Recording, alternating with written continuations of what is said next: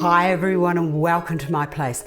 Not so long ago I shared how to do a potted fleur with beautiful foliage and some living anthuriums. You can do the whole thing living if you want to, but I cheated it because I wanted it instantly. I absolutely love these Victorian types of designs. They were just floral extravaganzas and they just visually always never fail to visually please. That's what I love about them. And as the living plants go off, they can be taken out and new put into it. I did say I would be back to share what else you can do with this, and that's exactly what I'm going to do today. Now I might just take something else. I'm going to take that little plant there out, and I'm going to take this to more of a tropical air. So what I'm going to do now is just take this down and into the middle, and people who don't want tall things might not be very pleased with me about now, but that's okay. We're only going that high.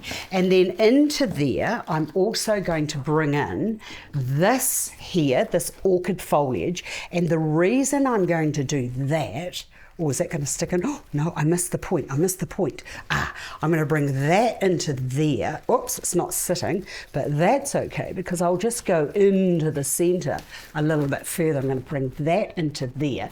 Now with these palms, you can get in there and you can bend those to whichever way you want, but I'm not going to do that just yet because I've got plans for it. Now, I've got these lovely monstera leaves, so I'm just going to bring one of those down into there, and then the other one over to there, like so. Look at what's happening here. That is annoying me because it's on the, but we'll fix that.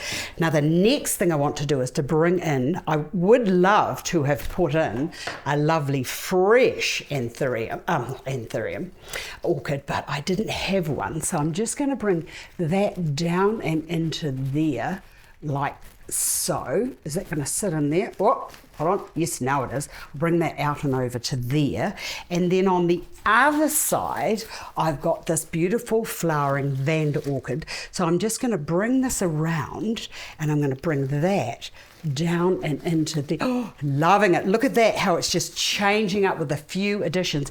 And then I've got a little bit of spider plant, and I'm just going to bring the spider plant down and into there. I've only got 3 pieces of this, so I'm just going to pretty much just put those on the other sides. So look at that. How easy is it to take one arrangement and then just add some more to it? Now, I'm looking at that and I'm not liking that. So what I'm going to do is I'm going to bring that down and over and into there. Oh, I love it. How easy is that? Now, if you find that that is too high, you might find, as I'm finding now, that my design doesn't actually need it. So this is when you get to that point in your design and you think, oh, it's just not quite right.